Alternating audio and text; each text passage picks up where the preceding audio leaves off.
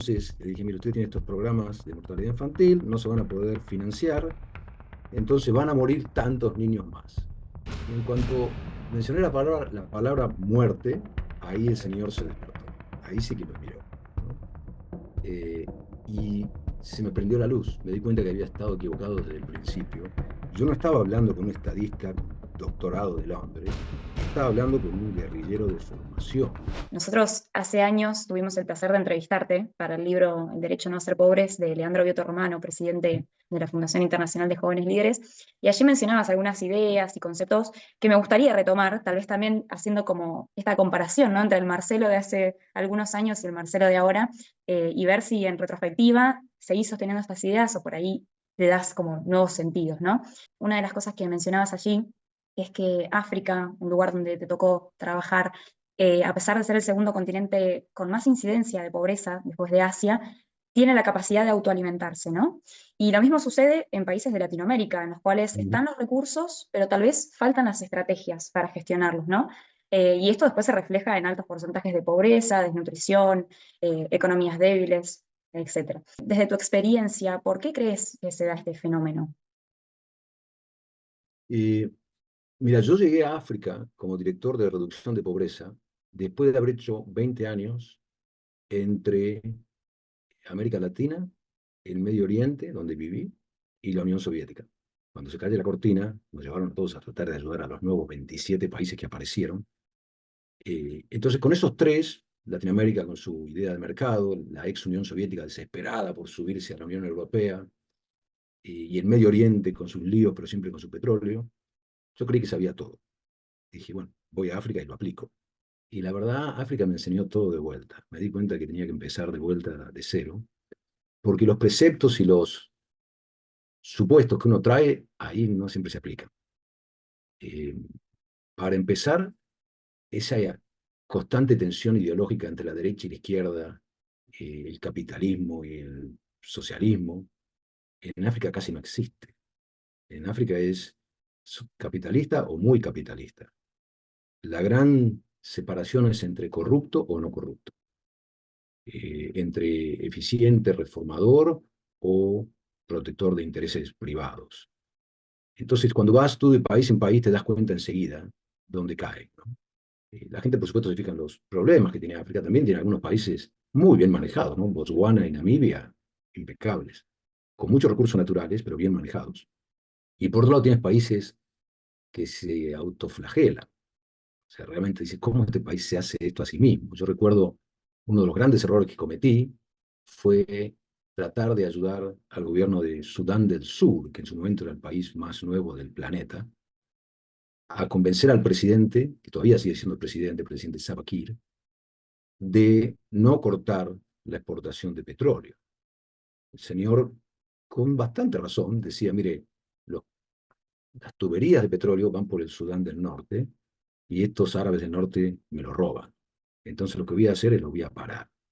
Y los ingenieros del Banco Mundial levantaron la mano y dijeron, mire, después de un mes las tuberías se solidifican y después ya no se pueden usar más.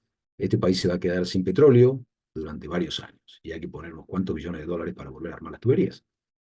Eh, no tengo que decirte que el petróleo era y es todavía casi la única exportación que tiene ese país. Es 99% de las exportaciones. Y yo te diría dos tercios, si no más, de los ingresos fiscales. El resto son donaciones de países ricos. Es un país casi sin base tributaria propia, ¿no? Y es un Estado sin base tributaria propia. Entonces, cuando yo fui a convencerlo a este señor en una presentación famosa, era un país extremadamente pobre, donde inclusive en el centro de la ciudad casi no hay calles asfaltadas. Bueno, me senté ahí con mi PowerPoint y mi equipo atrás mío y papeles y tuve que llevar mi propio proyector, porque en ese momento no tenían ellos en la oficina del presidente. Y yo le hablaba de no ingreso fiscal y de exportaciones, tendencias, y no hacía efecto. Yo me daba cuenta que no penetraba. Este señor usa un sombrero negro y mira siempre hacia adelante. Nunca te mira a ti, mira hacia adelante. Y bueno, hablé por 45 minutos y cuando ya me quedaban 15, llegó el momento que tenía que contarle la implicación que esto tendría para la mortalidad infantil. Entonces le dije, mire, usted tiene estos programas de mortalidad infantil, no se van a poder financiar, entonces van a morir tantos niños más. Y en cuanto mencioné la palabra muerte, ahí el señor se despertó. Ahí sí que me miró, ¿no? Eh, y se me prendió la luz. Me di cuenta que había estado equivocado desde el principio. Yo no estaba hablando con un estadista con doctorado de Londres, estaba hablando con un guerrillero de formación, alguien que había estado peleando toda su vida. Y que esa mirada hacia el infinito es porque su costumbre siempre fue mirar por el enemigo. Él era un rebelde tratando de liberar Sudán del Sur de lo que antes era un solo Sudán dominado por los árabes en el norte. Entonces yo solamente entendía vivir o morir. Cuando le dije cuántos niños iban a morir, ahí sí presté atención. Y empezamos un diálogo distinto, eh, muy ineficaz de mi parte, porque ya me quedaba sin tiempo. Y él realmente pestañeó, se dio cuenta que lo que significaba todo este tema, ¿no? Que esto no se trataba solamente de dólares y de Banco Mundial, sino de vida. Y de él, de eso sabe mucho, ¿no? Todavía es presidente, como a los 6 meses después de esto dejó pasar de vuelta el petróleo. Hubo un acuerdo internacional, se metió a Estados Unidos. Eh, la violencia continuó, de hecho él tuvo una guerra civil con su vicepresidente, este, porque son dos etnias distintas, él es dinka. Y bueno, nunca progresó ese país. Y sí creo que ahí toda la comunidad internacional, de la cual yo fui parte, fallamos. Si me preguntas dónde no tuvimos efecto, creo que ahí fue. Sí te puedo dar una lista de lugares donde sí tuvimos efecto, pero ahí no. Y entonces yo cuando me pongo a pensar en esto que hubiera hecho distinto, es haber escuchado más.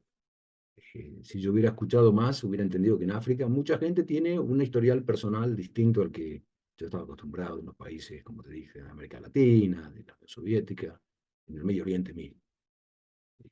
Sí, África fue un gran aprendizaje. Fue como llegar ahí todo pretencioso y orgulloso y chac, chac, chac, chac, unos cachetazos y nos despertó la realidad del continente. Habiendo dicho eso, sigo muy optimista, asesoro a un par de gobiernos ahí, pro bono, y sí sigo optimista. Yo creo que varios de los países, no todos, tienen buenas chances de salir adelante, ¿no? Eh, también tiene problemas de deuda muy fuertes porque se endeudaron hasta el cuello en los últimos 10 años. Después de que el Banco Mundial y el Fondo Monetario les perdonasen todas sus deudas, aprovecharon para endeudarse de nuevo. Y ahora de vuelta no pueden pagar. La diferencia ahora es que uno de los acreedores es China. Y China sí quiere cobrar.